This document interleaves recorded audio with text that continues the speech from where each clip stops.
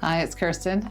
Now here's a topic that's kind of challenging for some of my clients to come talk to me about, but they're worried that when they have intercourse, it's making their pelvic organ prolapse worse.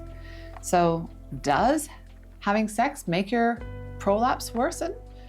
The answer is no, but it can make your symptoms worsen. What do I mean by that? Well, there's a few factors that can be managed to make it more comfortable for you to have intercourse when you have a significant prolapse. So why say significant? Because most of us have prolapse after having children or as we age, but they're very small and we don't really notice them. If we're having intercourse, and let's say we have a cystocele or anterior wall prolapse, some positions, if they're bumping up against that bladder, as in the penis is bumping up against the bladder, it can make it feel more uncomfortable. And the same thing goes with a rectocele or a posterior wall prolapse.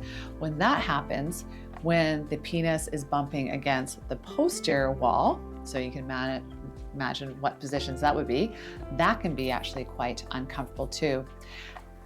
Now, if you have a vaginal vault prolapse, which means the top of the vagina has come down, so your actual vagina isn't long, these clients really worry because they say, well, my vagina now is only this long.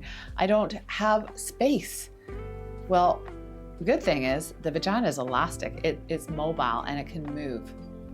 So yes, you do actually sometimes feel a bit of bumping at the end, but what you can do is you can prop yourself up onto a pillow and to lift the pelvis, which pushes your organs, whether it's an anterior wall prolapse or posterior wall prolapse or a top of the vagina apical prolapse, it can push them back towards the head so you don't feel them at the entrance of the vagina so much, and that can make it more comfortable.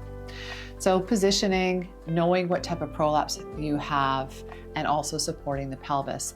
And the other thing is if we push, so especially if we orgasm and we're bearing down, or if we're pushing out while we're having intercourse, we don't want to push out. That's why when we have constipation, we, as pelvic floor therapists, we tell our clients, management techniques to not bear down when you're having a bowel movement. So we don't want to repetitively push out when we're having intercourse. It's kind of hard for some clients because when they orgasm, it's a bearing down sensation, but for other clients, they almost are pushing out as they contract their abdominal muscles. So that can be something that we can look into.